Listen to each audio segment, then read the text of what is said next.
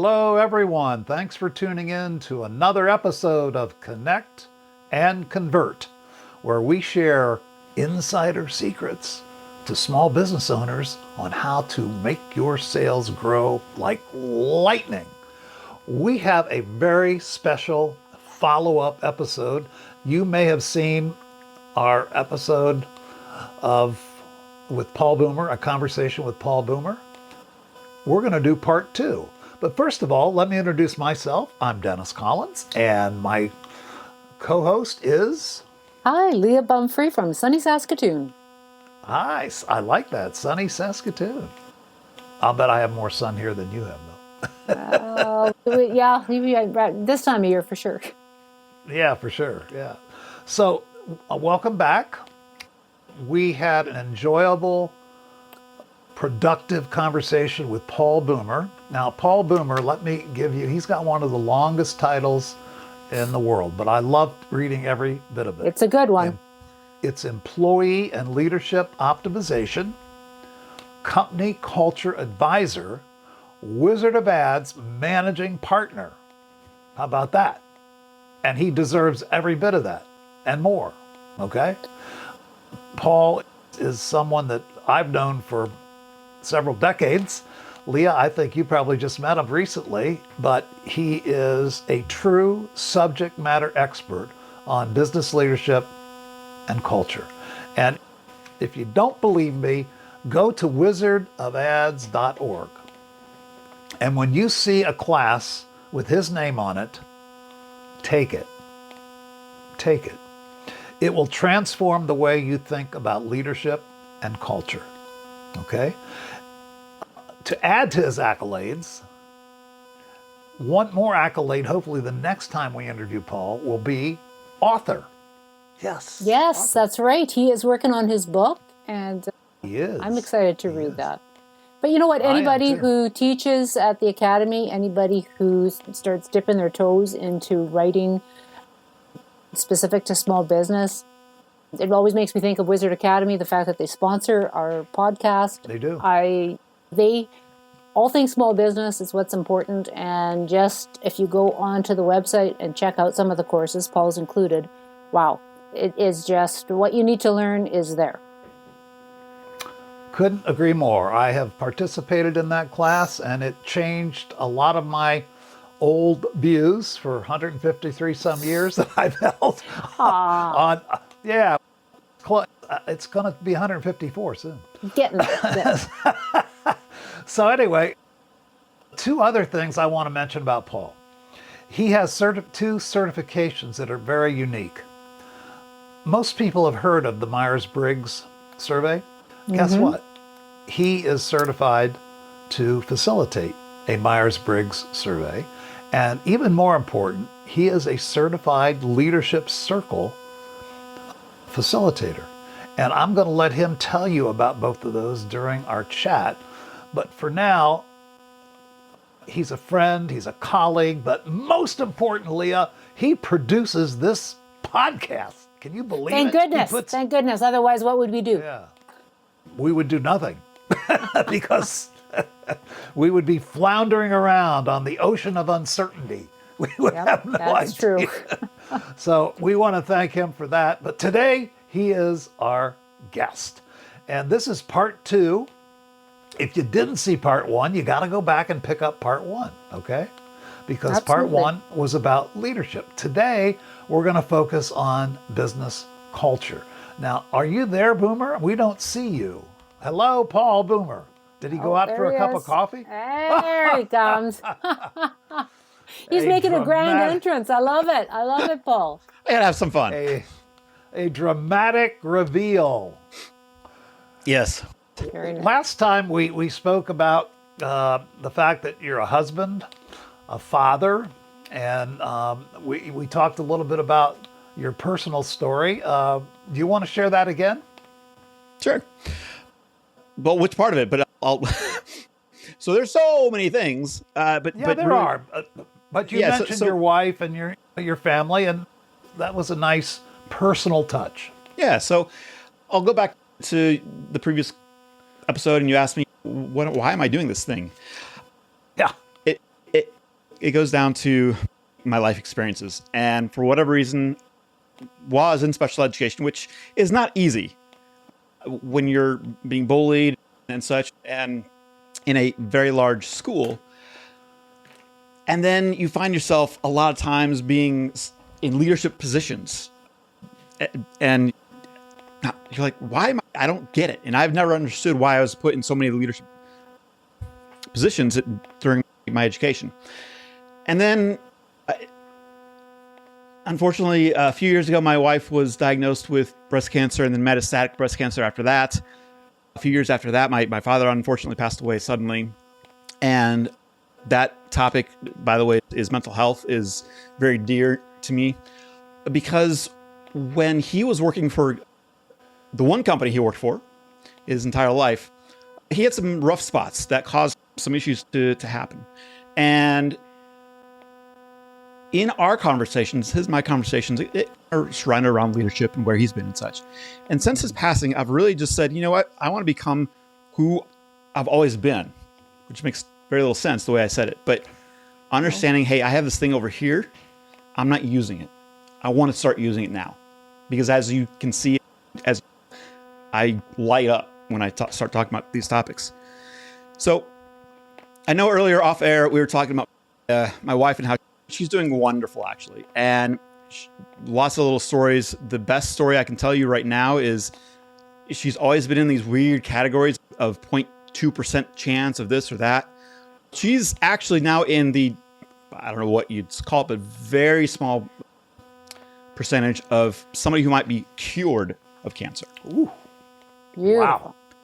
And that's a long story, but it is possible that she might actually be cured of metastatic, which is traditionally uncurable. Yep. Boy, is that great news? Wow. I can't. Well, you have, yeah, you have been an outstanding partner and supporter and advocate. You advocate in social media for the husband, the partner, the spouse of the cancer victim. I know that you advocate for your wife, and so and my good kids. on you. Don't forget about my kids. Oh, I know. No, I don't forget them. I don't know Paige, but I shouldn't say the name on there. That's all right. That's all right. Your daughter, she has helped me out in creating some nice gifts for clients. So we know about Paige. But anyway, we digress. Let us jump headfirst into culture. Paul, that word culture, when I ran radio stations for all those years, and you listen to all the gurus and all the smart people with the big brains and Harvard and Wharton and MIT and all these, the culture word, man, is that word thrown around. Can you give our listeners a solid working definition of what in the hell is business culture anyway? The easiest way to put it is, it's what happens when the boss is gone. That's it. What happens when the boss is gone? Now, that is a very short explanation of what it is, but it encompasses everything that goes into culture, which is a lot of the assumed processes, which includes a lot of the underlying flow of why and how people do what they do, lots of assumptions, and the communication style, everything. There's so many things to go into it. So that's why I just shrunk it down to what happens when the boss is gone. So based on that, you're telling me that every business has a culture, even if they don't have one that they've defined, or am I misunderstanding? No, you're absolutely right. And that's one of the biggest things that I find is because culture, the word and everything is seen as that fluffy thing I don't need to really worry about. Well, I don't know. I don't know what it is. I'm not a people person, whatever it is. What they typically don't understand is you have a culture, regardless if you put effort into it or not. The difference is, and this is something that just eats me a little bit, is there's no bad or good culture. Did you know that? There's no bad or good culture. Did not. There is a functional or a dysfunctional culture. you can still run and operate a business as with a dysfunctional culture. Now, you're handcuffed a little bit, but you can still run it. And there's many organizations that have a dysfunctional culture and are doing great. So, now that you mentioned that, can you give us an example of a dysfunctional culture? And what does it look like? What does it feel like? And how does it affect the business? Dennis, I might need to go get dinner and I'll be back. The list goes on, but I'll explain briefly. I have one in mind. We only have 2 or 3 hours to go. Okay. The one that comes to mind is a current client, and they have an owner who is, and actually, this is the same client I mentioned in the past podcast. I'll just let that be known. Do you want me to go talk about another one? Whichever one comes to mind. Sorry, there's just so many that come to mind. Yeah. You could, anyone you want. I'll just pick them. I'll just pick on them. Because they love me and I love them. And I won't tell them. The owner is, I would say, if you were to talk to their employees, is a control freak. And he wants to know every single thing that's happening and jumps in his parachute, fixes everything in his mind, and bails. No. And then the managers have to go in and fix everything that they might be able to, knowing that this person might come back and do it again. And that's just at the very top of this pinnacle mountain of culture. And what that does, that specific culture, is it puts doubt in everybody's mind. Am I doing my job right? Oh, okay. Because you now have a boss who comes in, does it for you almost, tells you how to do it, tells you how not to do it. Yeah. You're doing something that probably is the best way to do it for whatever. That's why they hired you. But then they're being told, do it that way. I'm the boss, do it my way. It creates toxic relationships. And again, they're a successful business, but they are a dysfunctional culture. Wow. Okay, so how would that be turned around to be a positive culture? I want to use the same example. There would Because be you think it's an owner that cares, right? That this owner cares what's going on. He's not an absentee owner. That's the key, is when a dysfunctional organization culture is operating and they're making money and they're happy and such, they don't see a reason to fix this thing. It's hard for them to want to, because they're like, oh, we're fine, we're good. I'm a good boss. That actually reminds me of another one, which is important. This is also another very common thing. I'll get back to you, that answer there, Leah. Sorry, my mind goes all over because I'm passionate. The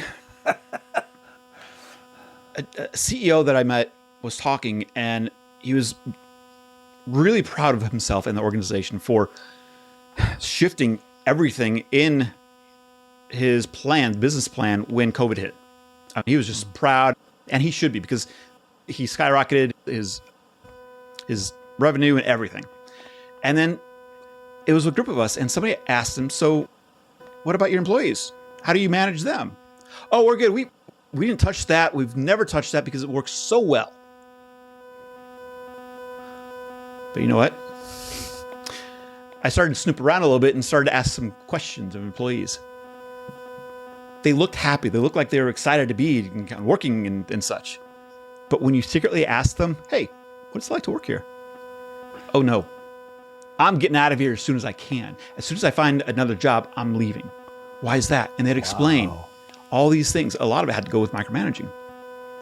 So that CEO was blind to the fact that he could be even better by looking at culture.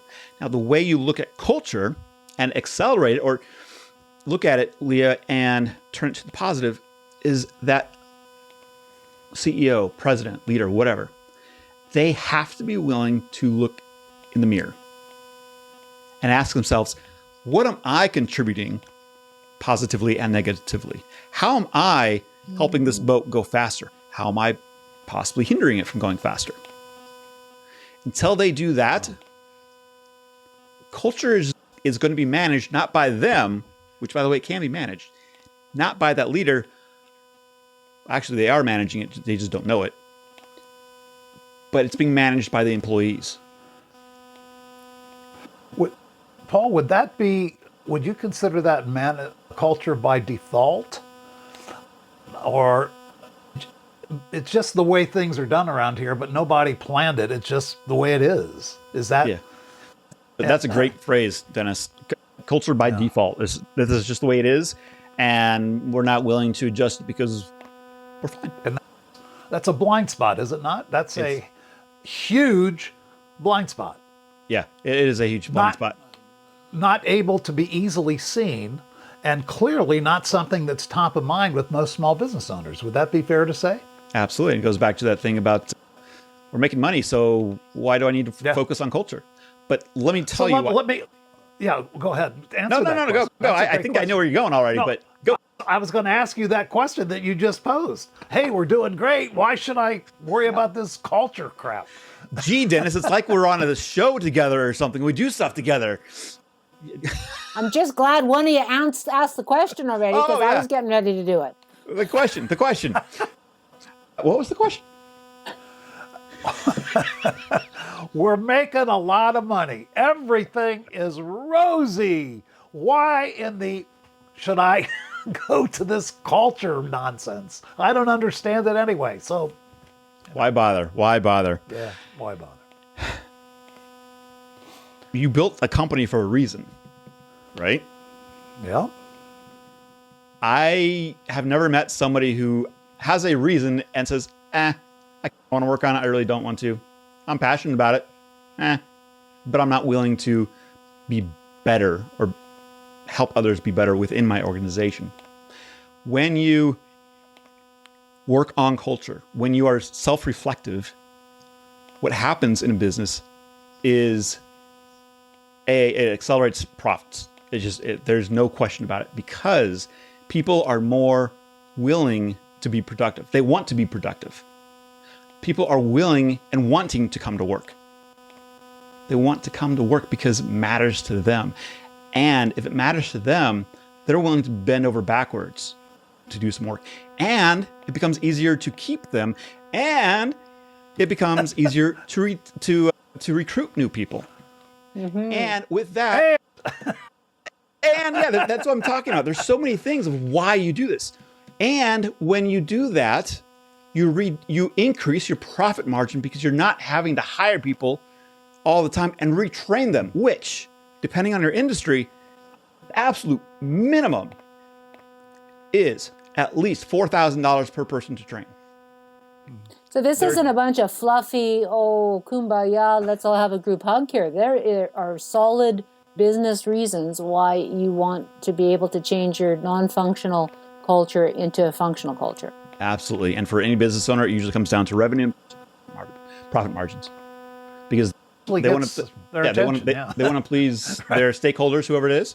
Let it be the employees themselves. Let it be their peers. Let it be a board of directors. Let it be the community. So, Paul, let's say you have made the unfortunate discovery that you have a dysfunctional culture. How easy is it, and I know we could spend days on this, but in brief, how easy is it? What's the way to make it a functional culture? How do we do that? First, look at yourself, look at your organization. My recommendation is for you as the boss to walk literally away from the business for a few days and reflect on, what am I doing or what am I not doing? And while you are doing that, you pose that same question to your leadership team. And they do the same thing of, okay, how am I contributing or not contributing and such? And then you set a time that all of you sit down away from the company, not in your office, but actually outside, and have a frank and honest conversation with each other. Mm-hmm. And then there's many steps after that. It becomes down to change management and processes and such. and what exactly needs to change. But that is what I'd recommend for somebody who wants to do it themselves, is just start understanding, hey, I have a contribution in this, and I There can has to be manage it. there has to be some solid ground rules though, because you talked about establishing that trust. Because if I'm going to tell Dennis, Dennis, I don't like when you wear that red and white checkered shirt, I got to know Dennis isn't going to be mad at me and say, Leah, I don't like when you wear that black one all the time. There's got to be, you got to establish the ground rules here, I would think. Yeah, and it goes in sync with that conversation. Is if you are not sure, if you don't know if you have psychological safety, ask. Honestly, your leadership team should be a leadership team that you're willing to have frank conversations with, right? Yeah. Why would you want them on your leadership team otherwise? And ask them, or simply ask, hey, can we honestly tell each other what's going on? Do I have your permission? Even ask that. Do I have your permission to be honest with you? Good question. That way. By the way, Dennis, I like your shirt. Just saying, I do like your shirt. I was getting very concerned. I almost started crying. I could tell. That question by itself. So sensitive, Paul. He's so sensitive. Oh, you don't know the half of it. 153 years old. Jeez. See, right here, we have a culture, the three of us. Yeah. Everybody has a culture. And Is it functional or dysfunctional? it leans on the functional side. There's some dysfunctions here and there, but Leans on the functional side. I like it. yeah. I like that. I want a T-shirt. Very diplomatic answer, Paul. I'll be honest, Leah. I want to answer that, but that is a hard, long answer that requires understanding the organization itself, and every organization is a little different. There is no template, so that's how we're going to do it. The first thing really comes down to that conversation and knowing your leadership team has your back, and you have theirs and they have yours. But yeah, there is psychological safety that has to come into play to that. And again, that's why you start at the very top, where there'd better already be some trust amongst everybody. Better be. Yeah. Yeah. It sounds like as per our last episode on leadership, the common denominator is it's really hard to do this on your own. You really need to reach out. So when they reach out to you, how do they find you? The easiest way is to simply email me, Paul Boomer at wizardofads.com. I forgot my email address. Paul Boomer at wizardofads.com, or go to wizardofads.com and look under the partners list and you'll see me in there. Those are the two easiest ways to get a hold of me. Now, by the way, earlier, you as your producer, I'm going to say something. We're going to get some notes. Leah. Be prepared. It's coming. We knew it was. We knew it was coming. Because we can do this. Because we trust each other. I noticed that you said wizardofads.org for Wizard Academy. Oh gosh, that's a terrible. So am I going to get fired? No, but it's Wizard Academy. WizardAcademy.org. Yes. WizardAcademy.org is where you'll find. WizardOfAds.com for the email, but WizardAcademy.org for the academy. You got it, and that is another way to get a hold of me. Like you said, I have a course on culture, leadership, and teamwork. And the last time, the inaugural, I had so many of the people saying, when you do the next one, let me know. Yes. And that would come as well eventually.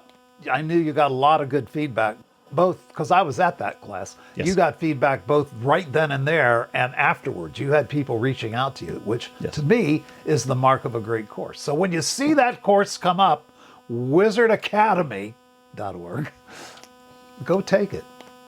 Paul, thank you. Again, we could spend more hours and hours, but again, we've reached our time limit. So what can I say? You're a subject matter expert. You've shared a big piece of your brain with us that has inspired and informed and encouraged. Thank you for being our producer and for sharing what you know about business culture and leadership. That's this episode of Connect and Convert. Stay tuned, because we're going to be back shortly. Stay tuned. Bye.